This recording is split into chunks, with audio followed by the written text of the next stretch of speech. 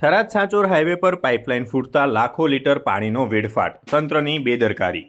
Tharad Sanchore highway પર આવેલી hotel Shivaji પાસે મુખ્ય પીવાના પાણીની પાઇપલાઇનમાં મોટું ભંગાણ સર્જાયું છે।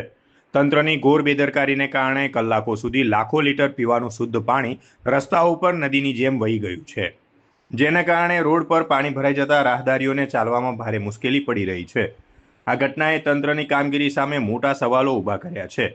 એક તરફ વાવ અને થરાદ જિલ્લાના છેવાડાના અને સરહદી વિસ્તારોના નાગરિકો આ ધોમધખતા તાપમાં પીવાના પાણીના એક એક ટીપા માટે વલખા મારી રહ્યા છે, ત્યારે અને પશુધનને બચાવવા માટે લોકો દૂર દૂર સુધી ભટકવા મજબૂર બન્યા છે, ત્યારે બીજી તરફ થરાદ શહેરમાં પાણી પુરવઠા વિભાગની લાપરવાહીના કારણે લાખો લીટર પાણી રોડ પર વેડફાઈ રહ્યું છે। આટલો મોટો વેડફાટ થવા છતાં કલાકો સુધી પુરવઠા વિભાગના અધિકારીઓ કુંભકર્ણની નિદ્રામાં પોઢી રહ્યા હોય તેમ લાઇન બંધ કરવાની કે રિપેર કરવાની તસદી લીધી નહોતી।